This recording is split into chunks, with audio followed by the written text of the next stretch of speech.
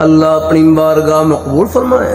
آپ حضرات شکر کریں، اللہ نے اس اندھیرے کے دور میں اللہ تعالیٰ نے ہماری نسبت جن ہستیوں سے جوڑ رکھی، ان کا جنتی ہونا دنیا میں دکھلا دیا، اس سے بڑھ کر اور کیا چاہیے۔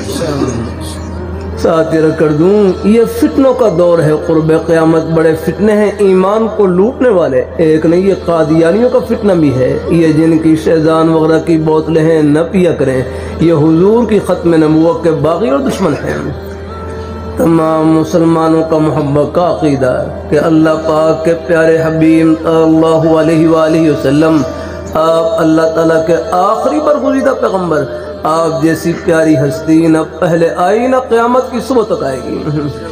آپ کے بعد جو نبوت کا دعویٰ کرے وہ کذاب اور دجال ہو سکتا ہے، نبی قطع نہیں ہو سکتا۔ یہ قادیانیوں کی مت ماری گئی یار، یہ ہمارے پنجابی زبان کا مقولہ، رب رسے تو مت خسے، رب رسے تو مت خسے، جب رب کسی سے ناراض ہوتا ہے مت چھین لیتا ہے۔ ان کی مت ماری گئی یار۔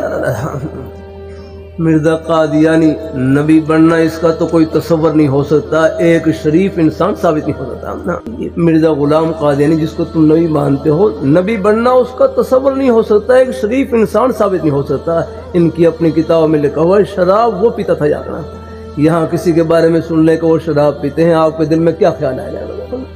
جھوٹ وہ بولتا تھا۔ ابا ایسی ایسی کارستانیاں ہیں کہ مجمع میں ذکر کرنا ان کو مشکل ہے۔